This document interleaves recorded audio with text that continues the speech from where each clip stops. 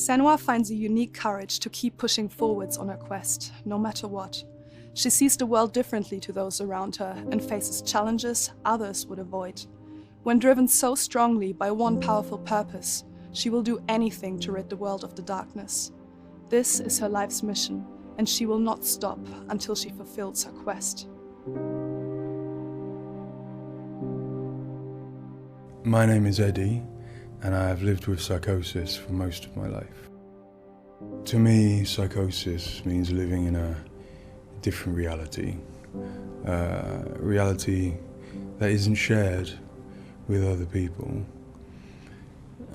Often living with psychosis is dark and miserable. While experiencing psychosis, I've got to hear the voice of God, the opposite, seen and spoken with angels, and been to hell itself. Recovery college and peer support really did turn my life around. I thought I would never get better, and yet here I am.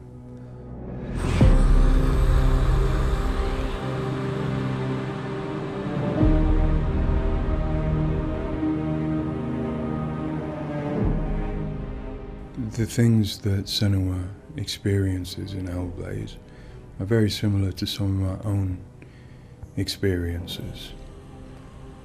She lives in a reality that other people might find hard to understand. She sees significance in symbols, in meeting people, in all sorts of things that are going on around her. Senua is experiencing an altered state of reality which would be very hard to understand without having experienced it yourself or playing Hellblade. Lost soul who fought through hell to find us. You were lost. Not anymore. Are you ready for what you will find here? It's difficult saying that it's an illness, that it's not real. Of course, to me, it is. And of course, to Senua, it is. And that's what's driving her to do these amazing feats of courage, to overcome pain and exhaustion, to do what she knows she must. All the fear. Everything I've seen, everything I've done, has led me to this place. We've come so far, not far enough. Say it. You are ready. Tell them. In Senua's Saga Hellblade 2, we tell the second part of the story of Senua, a Celtic warrior who, like Eddie, has experiences of psychosis, seeing the world in a unique way and existing in a reality unshared by others. At a surface level, this manifests for Senua in seeing things that others don't, hearing things that others don't, and having unique beliefs about the world. My name's Paul Fletcher. I'm a psychiatrist and a professor of neuroscience at the University of Cambridge, and I've been working with the Ninja Theory team on Hellblade and other projects for several years now. I am a clinical doctor, but have also added research and teaching to my role. And in all three areas, I'm especially interested in the human brain and how it strives to make sense of the world, which is complex and changing all the time. The lake, like a mirror. You can see the reflection. Senua, like many people, experiences psychosis. Now, psychosis is not a diagnosis, although it is associated with a number of medical and psychiatric conditions. But ultimately, it's a loose description of a shift in one's experience of reality. What are you doing? Screams of the dead. There's something here. They are not. I need to find out what it is. They are. A person with psychosis might experience changes in their perceptions and their beliefs. For example, they might see or hear things that other people can't. And they might come to believe things that are quite uncharacteristic for them. For example, they might feel that somebody, perhaps somebody even very close to them, is intent on trying to harm them. Now, it's very important to remember that this is not just a vague feeling or an imagination. To the person, it feels like their reality, just as everything around me feels like my reality to me. I, like many people, feel that in order to even begin to understand psychosis, we have to start with thinking about how the brain works in general, how it makes sense of the world around it. And when we do that, we're repeatedly confronted with evidence that actually it doesn't just rely on the evidence of our senses, but it actually relies on what it already knows, on its predictions, its anticipations, and its expectations. Your voices. Now that might seem like a defect. After all, why would we want to rely on what we already know rather than what the world is telling us? But if we did act simply as passive receivers, we would be completely swamped. We'd be like a newborn infant trying to make sense of the colours and shapes without any way of having a framework to try and understand those colours and shapes. Our senses are bombarded with information from the world that's rapid, it's intensive, it is noisy, ambiguous, unreliable. And if we were to try and make sense of that without imposing patterns and expectations, then it would be like trying to assemble a multi-dimensional jigsaw without knowing what the picture was on the box. Many of us think that the brain ultimately is an organ that makes predictions. It craves patterns and associations in order to make sense of the world. And without that, we are confronted with a feeling of uncertainty, of anxiety, of distress, even of fear. They're calling. Something is drawing near. Where do these predictions come from? Many of them are actually embedded in the structure of our brain, probably wired there by evolution. Many of them come from our earliest experiences as babies, trying to make sense of this new world that we're born into.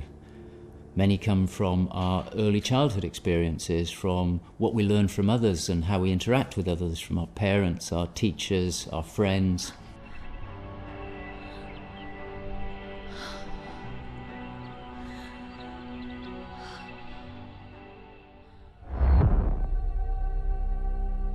We all have a feeling that we're directly in contact with an objective reality, but it's probably the case that what we experience as our constructed model of the world is a blend of the evidence of our senses, but also what we are predicting or expecting from the world. So this blend exists in a very fine and delicate balance, and the weighting of that balance probably varies a great deal across different individuals. But crucially, this balance is what determines how we experience and interpret and act upon the world. And some of them are embedded in shared experiences with others, our society, our culture, our arts, even our religions and our mythologies.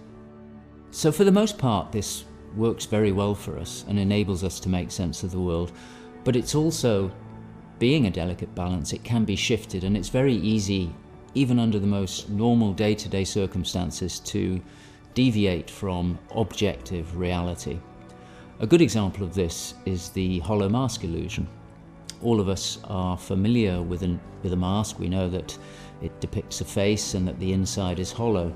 But when we see the mask rotating round and we see the hollow side, there is a deeper prediction, probably embedded in our brain, that facial features tend not to be hollow, that they stick out.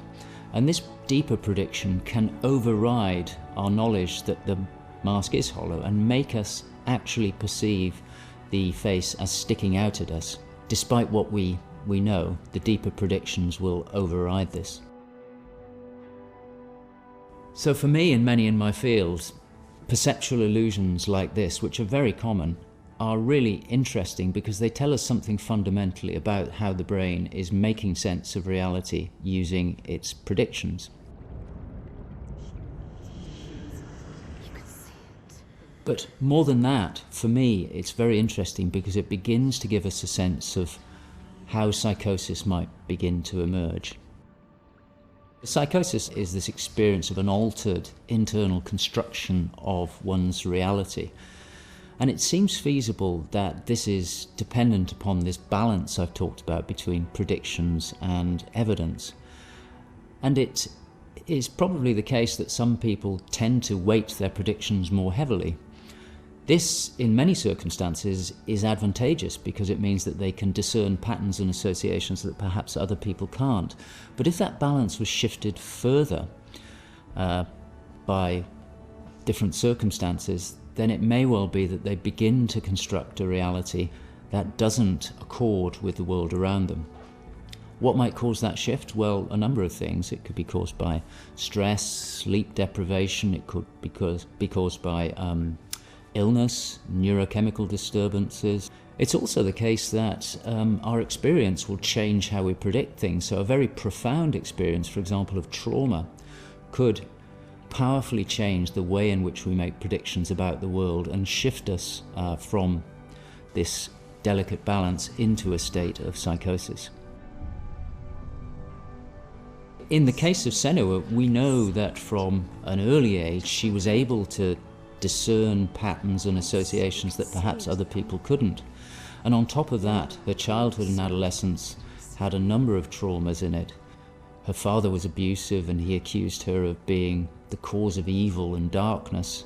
Her mother, who had the same capabilities as she did, was actually sacrificed for the same reason. And in addition, her village was attacked by Vikings and her lover was brutally killed. And it's possible that all of these traumas would act on her natural tendencies to topple her into this psychotic experience that is depicted in Hellblade. With every defeat, the dark rot will grow and soon it will take her soul.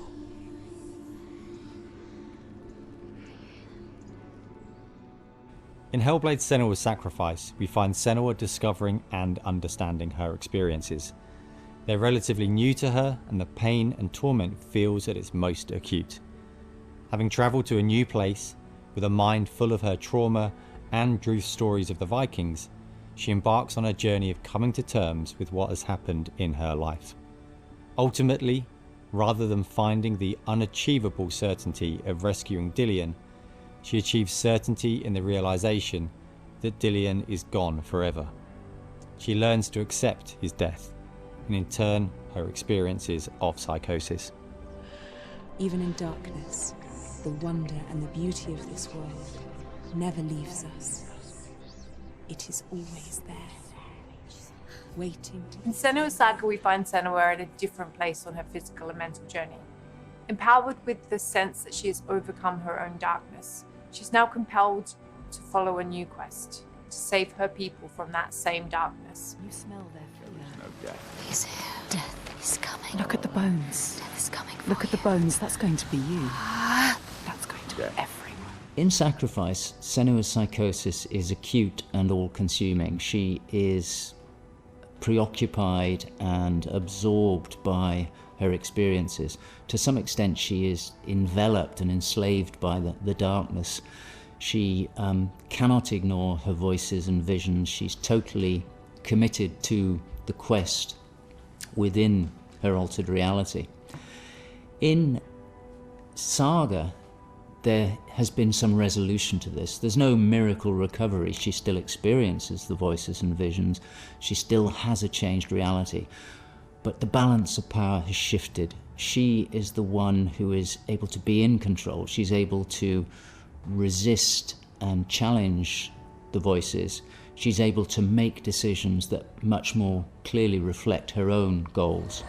I see through your lies, and I will show them how to see as I do. I will not appease your gods. I will destroy them. And in addition, in Saga, she is able to encompass the reality of others. She sees them for the constructions that they are, and she is able to interact with them. And I think that's a very powerful change and a very important area to explore. They have lost everything. In Saga, we've had the opportunity to explore the next phase of Senua's mental health journey. One where she's come to a place of understanding, but where she and us as creators have new challenges to overcome. Where Senua's belief system will clash with that of others. Her experiences will play out in the presence of people who don't share her perspective. And where she feels a new sense of power in being chosen for the quest, but also a new weakness, bowing underneath the weight of responsibility that sits on her shoulders. Wait.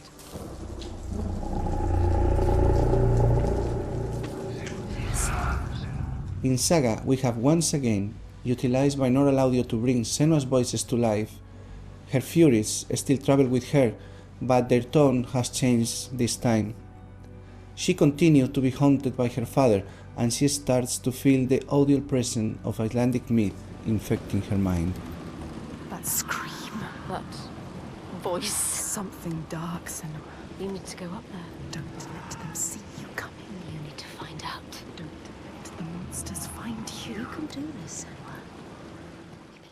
To hear the world as Senua does, we spend time with people with lived experiences of psychosis, and also with Paul Fletcher.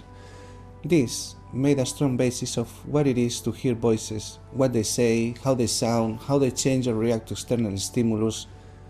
And this paired with all we learned from the first game, Hellblade: Senua's Sacrifice, led us to create Senua's own sonic version of reality. To me, it's a privilege to sit in a room to play our game, and as we progress, hear their comments, thoughts and suggestions. Each one provides a different perspective, and I find especially inspiring and humbling to hear from Eddie his own experiences. Especially I find he has a way of putting very complex emotions, situations in a very simple yet poetic way, and it's really inspiring for me when I'm thinking in Senua's journey. We use binaural audio to bring 3D space in the headphones. This allows to experience the voice hearing and other sounds with a physical sense. Also extremely important is the performance of the voices, and for that we have been collaborating with Helen and Abby, our Furies. They are the most prominent voices of Senua. The way we perform is important as well, allowing for freedom, movement, creative input from Helen and Abby, and also important to have with them conversation and spend time talking about the journey of our character.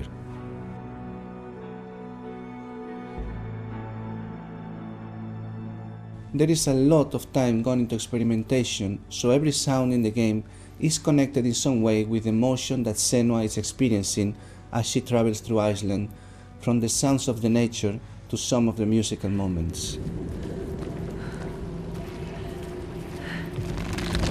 What's a sign? Beyond of its uniqueness or not, I find that for me, something extremely important is to create a connection beyond the game.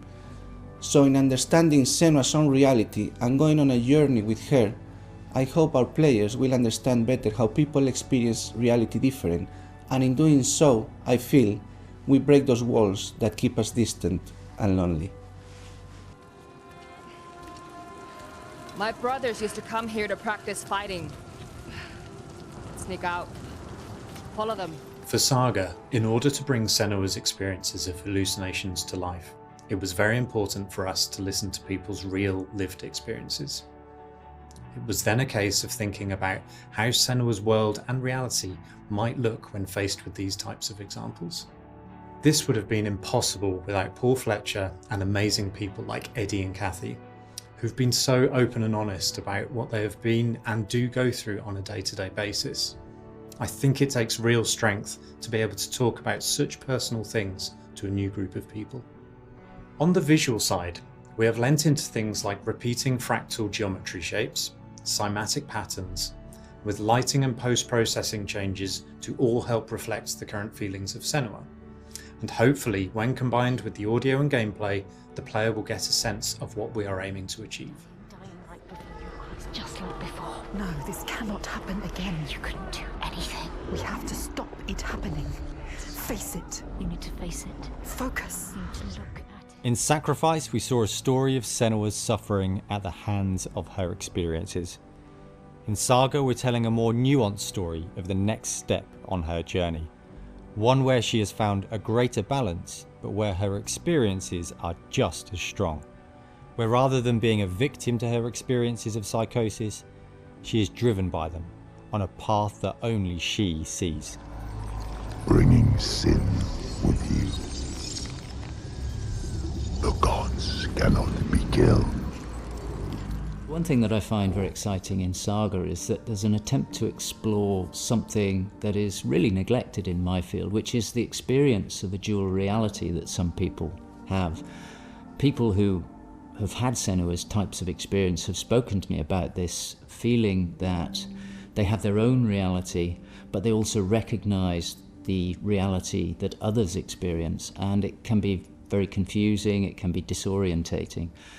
And it's exciting to me that the game contains an explicit attempt to portray this experience of dual realities, and I think it'll be very interesting to see how people respond to that.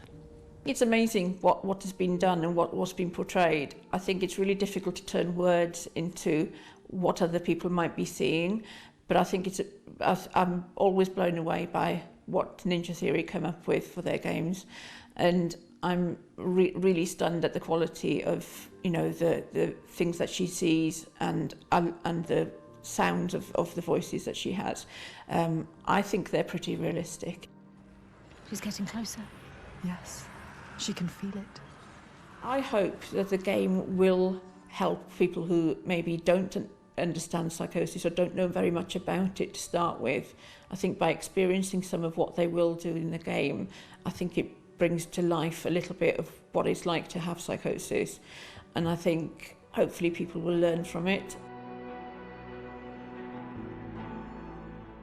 Now I'm working as a peer support worker, and what that means is that in my case, in the job that I have in my role, it means that I go to see my people, to see my peers. We talk about how things have been. The way that Hellblade has captured the experience of psychosis is nothing like I've ever seen before in terms of its realism, in terms of its fairness to people like me.